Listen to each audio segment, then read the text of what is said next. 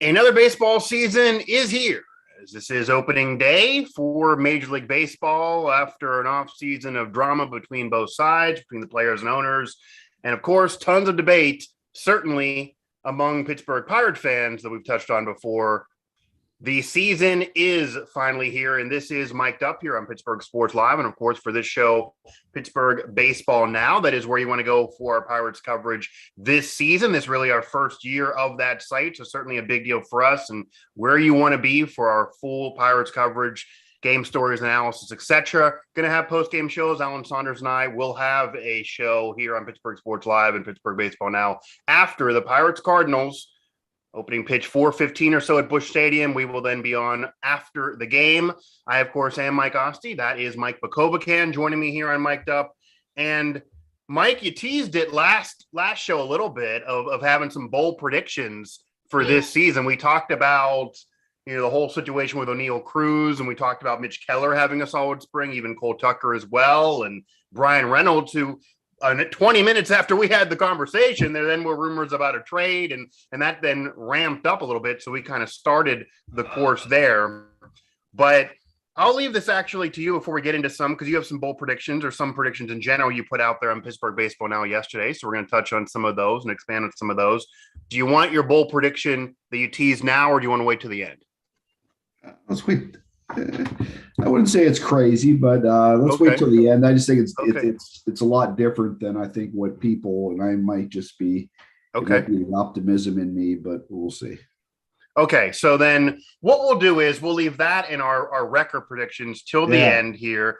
I will ask you a few of these that you have here on your top 10 predictions for this season then. And one I want to start with has already been touched on and already been debated a little bit, so we can start there. And that's the Brian Reynolds situation, coming off of what we talked about last week about they're arguing over $200,000.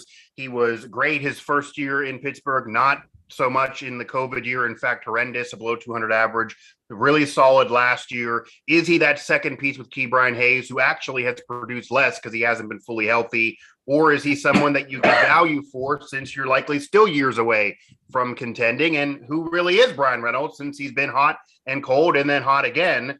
And there are rumors that he could already be traded. He might be traded before we even post the show.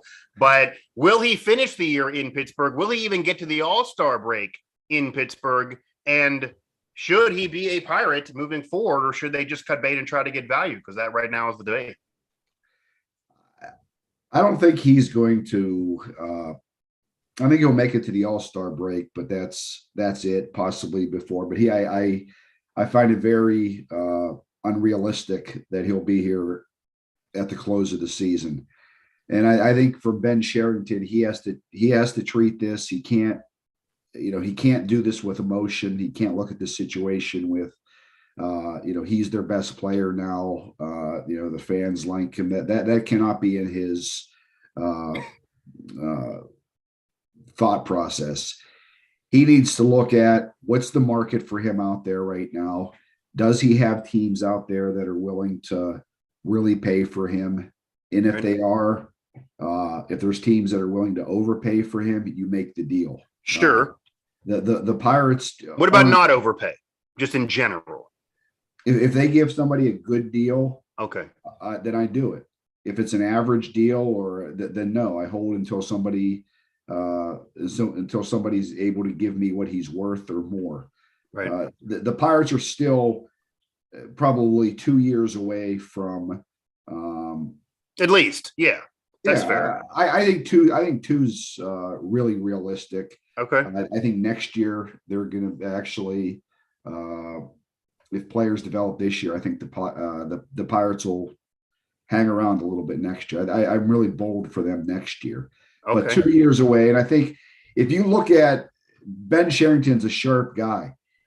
Yeah. If he was able to get what he got for Clay Holmes, Jamison Tyone, and Starling Marte, who weren't players that were in demand, just imagine what he's able to get for a guy that he's going to have multiple teams trying to pluck him away.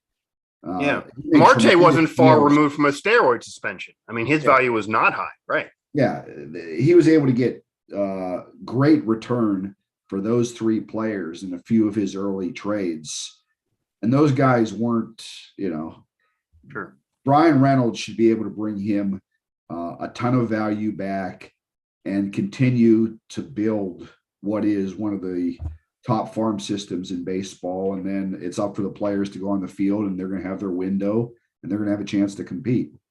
Yeah, and of course, fans are going to get annoyed by the farm system's built up. The farm system better than it was before. So at some point, you need to stop building it up and just go with who you have. You need to pick a core and go with it. I guess that's the devil advocate stance is if you think you could have a core and you think Reynolds' value should command something, maybe just throw him in with Hayes as part of the core. But it also depends on the value that he brings, because in realistic mindset, you are still a few years away. So that's why you are still a couple years away. Now, you also mentioned here, Mike Vukovcan and Mike Asti here, as we are predicting and previewing the Pirates season here on opening day here on Mic'd Up on PSL. Subscribe to us for our post-game shows this season after these games. Try to at least do one a series. And then, of course, find Pittsburgh Baseball Now for the complete coverage with Cody and crew. Now, we talked about Brian Reynolds likely being traded to the All-Star break, if not before. He's already been in rumors. He should bring value, although if some people out there, some Pirate people, I always find this funny. A lot of Pirate people say, well, we aren't really sold on him yet being the second guy with Hayes because it's been up and down.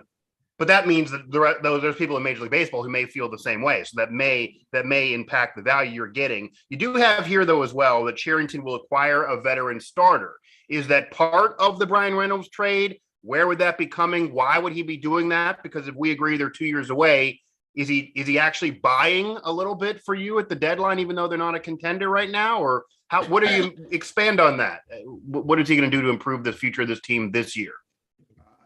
I don't think I think when we, as the media, talk about the Pirates being 2 years away or a year and a half, a year away or something like that. Sure. That just implies that the current staff, the current front office is just punting on this season and has no interest in making this team better. And right.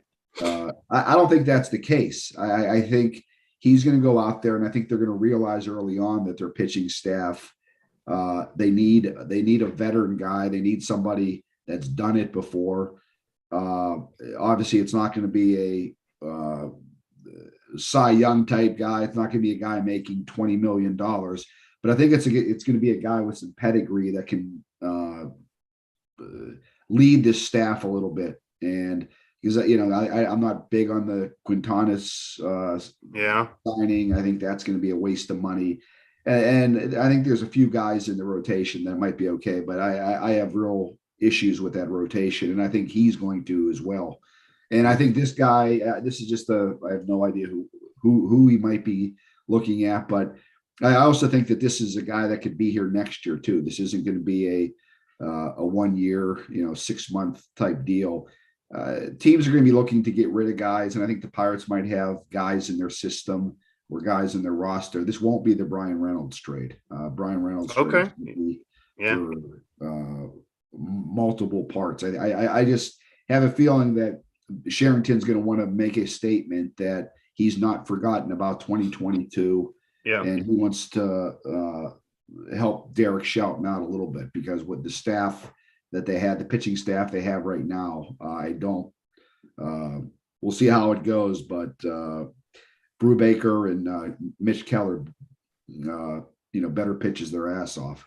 Yeah, and we'll get to Mitch Keller here in a moment because we talked about him last week. And, of course, he's had a great spring. He's been very polarizing, tons of hype, not clearly got it done in Pittsburgh. Maybe some mitigating circumstances, but I've said this before. He looks like a deer in headlights out there. At least the recent regular season starts. In the spring, he's looked like Randy Johnson. So we'll see what we actually get with Mitch Keller this year. And if he would step up and become the number one and do even near what he was doing in the spring, then, yeah, that might motivate Cherington to improve this team for now. More so, it might even make him think that Mitch Keller can be the future number one. It can be the ace whenever this team wins, because he's still very, very young, even though many of us have given up on him. So that's interesting, though, especially if it's not part of the Reynolds trade. I would imagine if you are adding a veteran starter, though, of course, it has to be for more than just this season, because this season's not going to send you into the winning the pennant or anything like that. So if that's the case, you got to do it for more than that. Now, to flip gears, because there's multiple sides to baseball. It's not your pitching can win you championships. You do need pitching. The Pirates haven't had it. They really haven't had an ace since AJ Burnett, and you certainly need that in playoff series. They're a long way from having the staff even near what you'd want in the playoffs, if they would even be near getting there. But offensively, we've seen some signs of this in spring. We obviously have Ke'Bryan Hayes with tons of pressure on him offensively, especially had that great September a couple years ago now during the COVID year. Last year was just up and down for him in terms of in and out of the lineup, never really got going. Of course, Reynolds, when he's there, can hit, and if he is traded or not. You have some other pieces. They added a bopper a little bit who maybe could fit into the DH role that certainly fits in for Pittsburgh and in personality of nothing this offseason. Can this team be better offensively? Can this team actually hit what major league teams hit in terms of occasionally being able to hit a home run? Can this team be good enough offensively to actually have you not be last in the division at very least? Because while the pitching staff had not been able to get going or find a guy in recent years, the offense just went to sleep without Ke'Bryan Hayes and a few others. You seem a little bit more optimistic on this offense, actually at least entertaining fans to put some runs on the board. Why are you more confident in the offense this year? Well, first of all, Adam Frazier part of it last year too, but yeah, it's going to be hard. It's going to be hard to be as bad as they were last year. As far as right, it's pretty mind-boggling that 124 home runs, last in all of Major League Baseball. That's just so much focus on the staff and not finding a guy. But God, they were bad offense. Yeah, one of my predictions. I think they're going to have 4 guys that hit 20 home runs. 20. Okay. Yeah, 20 plus home runs. I'm penciling in Reynolds, Yoshi Tsutsugo, the new DH, just because of the amount of bats he's going to get. Daniel I could see him. Yeah. Yeah. And I'm going to go with, I know a lot of people were thinking, I don't know that he's going to have the time to do that. And I just, O'Neal Cruz, I know a lot of people are very high on him. I am as well. Well, he was, but I want to see him do it first. I've seen too many guys come up here and it takes time to adjust. And I think he's going to go through an adjustment period. I think Ke'Bryan Hayes is going to show some power this year. I predict another one of my predictions. This could be maybe one of my bold predictions. Okay. I think he's going to be the Pirates' best player this year. I think he's going to be better than Brian Reynolds. I think he's going to live up to or he's going to reach his potential. Injuries are going to, obviously that means that he's not going to be injured as he was his first 2 years. I just think he's going to put it all together offensively, defensively. That's going to be pretty fun. I think top of the order for the Pirates. I think when they get to the middle of the bottom is when they're going to have their problems. But Hayes, Gamble, Reynolds, Tsutsugo, those guys at the top, I think they're going to have a chance to put some runs up this year. I think it's a matter of what they get through 5 through 9. But I think at least the top of it, and I think it's going to be led by those guys. And I think the Pirates are going to hit some home runs this year. I don't know if it's because of bad pitching in Major League Baseball or whatever, but I think those 2 guys in the middle, Tsutsugo and Vogelbach, those guys being back-to-back in the lineup, I think they'll help each other. And I think they'll have some runners on with Reynolds and, as I mentioned, Gamble and Hayes and that. So I think the Pirates will be a little bit more entertaining to watch in terms of runs scored and balls flying over the fence. I was going to say, if that happens or gets close to happening, and certainly it's not hard to be better offensively than you were last year. I think it's almost a guarantee they're going to be better than last year, or it's really a dumpster fire of a season. But that could bring more fans to the ballpark. That could bring more ratings to the games on TV. People, not only, you kind of know everyone, no matter whether you're optimistic, pessimistic, you just want to beat up on the Pirates, you want to be really, optimistic and defend them no matter what. There's all different sides of Pirate fans now. Everyone in their heart of hearts probably realizes this is not truly a contender this year, whether you think it's 2 years or next year or 3-4 years, whatever, not really this year. But you want to see some entertainment. You want to see some improvement. You want to have a reason to watch the games. You want to see a bopper. You want to see some balls over the fence, or at least close calls. So that would be big for that part of it, separate from the team. I think 4 guys 20 is a bit much, but I could certainly see the pressure being on Hayes to do it. I think the DH spot should give it to you this year. They should be one of the few teams that solidifies that possibly. And then Brian Hayes could be one. Maybe Brian Reynolds. I don't know if he'll do it all in Pittsburgh, though. I don't know if that'll count Right, if he does it overall. But yeah, I know O'Neal Cruz, on your point with O'Neal Cruz, if he does that, I don't think people with all these crazy expectations and predictions for him, if he does that, he's NL Rookie of the Year. I mean, that would be ridiculous. I mean, again, Barry Bonds, Ken Griffey Jr., et cetera, they didn't do that rookie.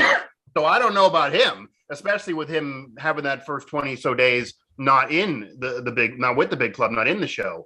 So I don't see it from him. Maybe 10 to be nice for him if he would come up at some point.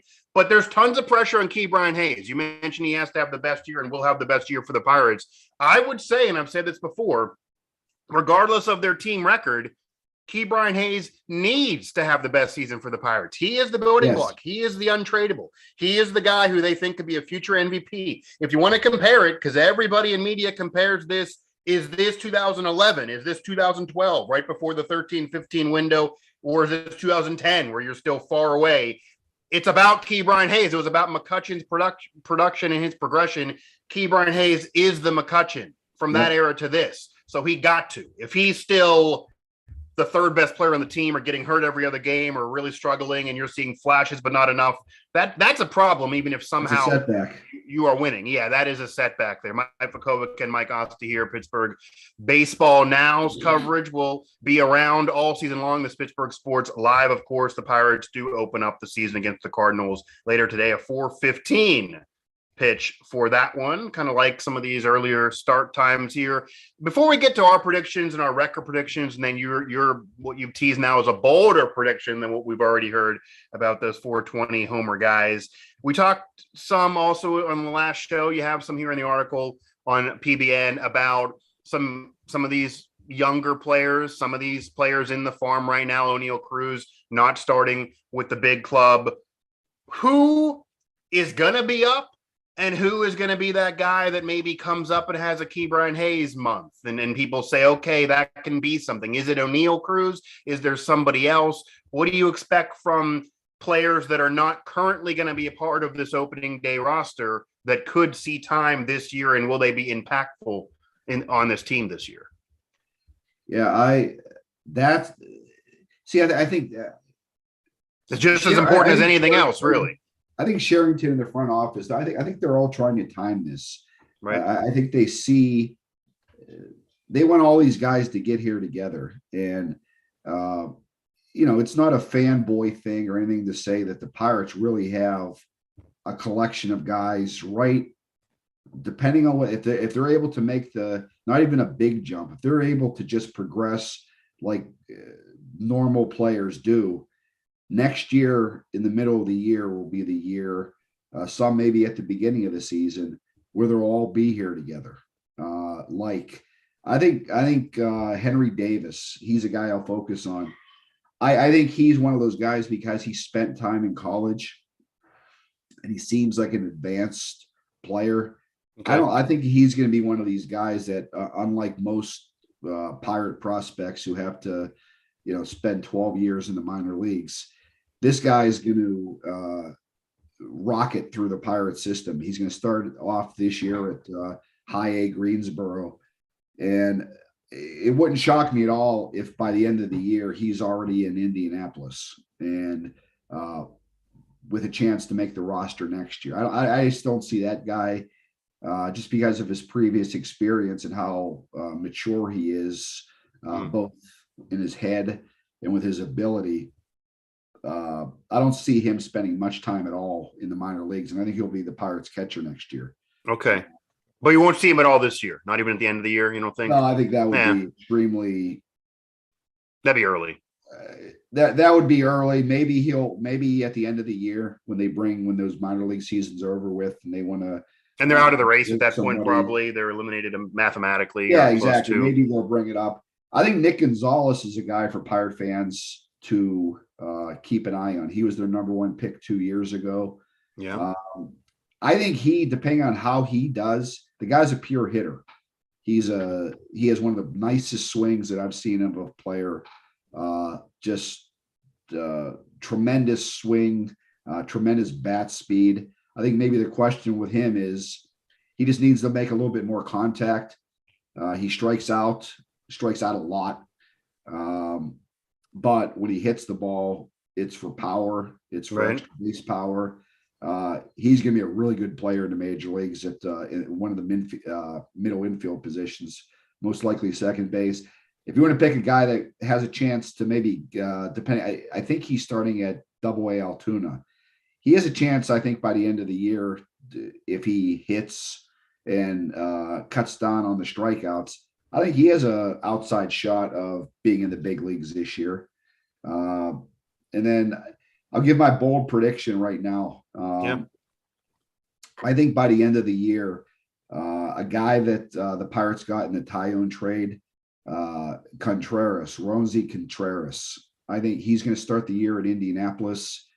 He pitched. They called him up at the end of last year, and he had one outing against the Cubs, and he went 3 scoreless innings. I think he's going to be the Pirates' best pitcher this year. I think he's going to. So you're not buying the Mitch Keller stock then that he could ascend to that right now.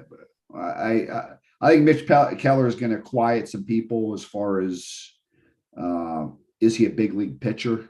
Okay, yeah. But I just don't think he's ever going to show the consistency to be a top end. I think he's going to be a guy that's going to be able to be in the rotation. I think he's going to have up and down performances. But I just there's too much inconsistency. Hopefully I'm wrong. Yeah. This guy will be the Pirates, has a chance to be the Pirates ace. He throws at 98, 99. Steal of a deal for Tyone. He was dominant last year at Double-A and Triple-A. He had an ERA in the 2s. His strikeouts to walk were sick. And he's going to start the year at Triple-A. And he's a guy that I could see possibly being up here the same timeline as O'Neal Cruz. I don't know that he had the chance in Bradenton as much as Cruz did to show the Pirates what he can do. But I think they already know what he can do. And I think down at Indianapolis, he gets a month or two in down there. It wouldn't shock me if he's up here before the All-Star break. And as I said, I think he's going to be the Pirates' best pitcher by the end of the year in the rotation. Really high on him. And he's a guy that could be a potential ace.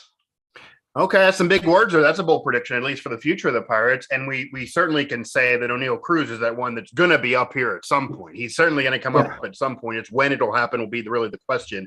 He's that guy that certainly people are waiting to see because he can be that bopper. We've seen the videos in spring, of course. They're selecting what they show you. Not that everything can be perfect. I think that's one thing we need to caution fans. You can't expect a rookie to come up here and just be an all-star right away. You got to have some patience. That's going to happen with baseball players, but he will be up at some point. You will get to see him at some point. There's some reason. Just one thing real quick, and I think that's what fans, and it's tough, and I get it because we're dealing with the Pirates. Right. That's it. They've been doing this for your entire lifetime. But at the time of the Jameson Tyone trade, and I know all of these don't happen like this. Every general manager doesn't hit 1,000. However, I remember the Jameson Tyone trade and people complaining, oh man, they gave away this guy. They get nothing in return. Death and taxes. All that. And it's because the Pirates and their staff, that's what they get paid for. They know these guys in the minor leagues. That's what their jobs are. We look at stats on a computer and say, they project years ahead. They're really all scouts, even if they're not all getting paid to be scouts. You really do need to look into the system much more than even the major league roster, especially when you're building up a franchise. And he was just one of the pieces of that trade. They got multiple players in this trade, but they got him. And now the trade looks like a total win for the Pirates. Yeah, I would say Cherington's won several deals. I would say that's the one difference of the previous regime, of course. And you had 13, 15, and then nothing else, nothing before. I get it. You're just seeing a player gets good, they get traded out of town. That's the whole Reynolds debate. I get it. And I think with him, maybe you want to pick a core. I'm not loving trading him as much as others. But to Ben Cherington's credit, he's won most of the deals. Pirates are not used to winning deals. Fans are not used to them winning deals. Remember Ramos Ramirez years and years ago? One of the worst deals in league history. Nothing to do with this franchise or this management, but they're in fans' heads. They've actually won these deals. So that point is big, that even if you're not seeing more wins on the field just yet, and you should see some this year or you have reason to be mad, but you're not going to see a contender yet, but they're at least winning deals. So when they do trade Reynolds, there's reason to be confident that they're not going to get destroyed in this deal. He's not going to do it if they're going to get nothing in return. So that's one thing to like about Ben Cherington for sure. He's not pulling the trigger just to pull it. He wants to win the deals. Mike, we do got to wrap up, so I want to get your win prediction. So what's your win prediction here? I'm not going to make you do math in terms of an overall record, but how many wins are they going to have this year? And is there a benchmark they need to hit for fans to be able to reasonably freak out? Like if this is another 60-some win season, I think fans would then certainly be in their just due to get mad and say, we got to see some progression. Where do they need to be? And what do you think happens in terms of win total? Well, Vegas has the Pirates at 65. Right. I think they go over that. And I actually think they go over. I know people think that there's not coffee in this cup that I'm drinking, but makes them more entertaining on the show. So. I'm going 70 plus with the Pirates this year. Okay. I think they're going to go. I think early 70s though. 70 plus leaves. Oh yeah. Okay. Nothing more than nothing close to 80. Okay. But I think they're going to be over. They'll clear the 70 mark. And I think they're going to be a team from the second half on. I think they might struggle a little bit early, but I think the second half of the season on, I think they're going to show improvement. I think they're going to be exciting. And I actually am going to say that they're going to be the third best team in their division. I think the Pirates are going to finish. I'm going to pick the Pirates. Maybe an indictment of the division a little bit. That's one of the reasons why. That's one of the reasons why I have this higher win total is because I think the NL Central is going to be the worst division in baseball. Okay. I think the Reds and the Cubs are going to stink worse than the Pirates are, and it'll be the Brewers. Brewers should be the team. The Cardinals, and then the Pirates, and then the Cubs, and then the Reds in last place. I just think it's going to be a really bad division aside from the Brewers. But I see the Pirates. If you're betting on any of the betting apps for future bets, I would go plus the over on the Pirates win total for this year. Okay, I can't be that optimistic. I do think they're gonna be a little better than last year in terms of how they play on the field. I do think you're going to see signs that you're going to like for the future. I do think they're not going to lose the Brian Reynolds trade. If they do trade him, you're going to like what you get back, even if you're mad about the trade. I do think Ke'Bryan Hayes will be. I don't know if he'll be the all-star or top 15 player in the league that some are predicting off of 1 month, but he'll be better and give you enough reason for hope. But I'm still thinking 68 wins. Maybe they're flirt with 70. I think they're going to be a little better and flirt with 70, but I don't know if I jump ahead over 70 in terms of the win total and be a little less optimistic in terms of that win total. But I don't think it'll be a situation where if you're reasonably looking into this season in terms of what you need to see, that anyone's going to leave this season and say they took a step back. I don't think they're going to take a step back. Will they take enough of a step forward to make this where they can be a winner in 2 years rather than 3 or 4? And how much patience does Cherington really have? Because his whole career has a lot more money in terms of the franchise, in terms of what they're dealing with, and usually winning a lot quicker. He does have a ring, but this is a whole different deal. It's a challenge. He knew it, and it's going to be a long road. I can't go 70 just yet. Maybe close, maybe flirting there. If Mitch Keller becomes what he's been in the spring, that might bump me over. I don't think that's happening either, but he has been ridiculous, especially in comparison to last year. That's a big deal. And Bednar's one that you bring up. I'll just throw that in there. You brought him up of having a solid year, really showing something this year. That would be big as well. And of course, if you didn't know, now you know he's from here. So that would be something that Pirate fans, I'm sure, would love if he ends up being a piece of this team this year that ends up being positive for the future. Either way, opening day is here. Baseball season is here, even if the weather doesn't always cooperate, but it doesn't matter here because they're playing in St. Louis. And the Cardinals, they always got veteran pieces. You still have a lot of veteran. It feels like Molina, Wainwright, and now Pujols back have been playing for 45 years, but they're still there. They got some pieces. They certainly are a better team than the Pirates. So the potential farewell tour for Albert Pujols, signing 1 more year to be the Cardinals DH, starts this year. So we'll see how that's handled as well. That'll do it for this edition of the show. We're going to have tons more of these with Pirates talk, I'm sure, as the season progresses. And again, at PGH Sports Live on Twitter, at PGH Baseball Now. Subscribe here and then hit up Pittsburgh Baseball Now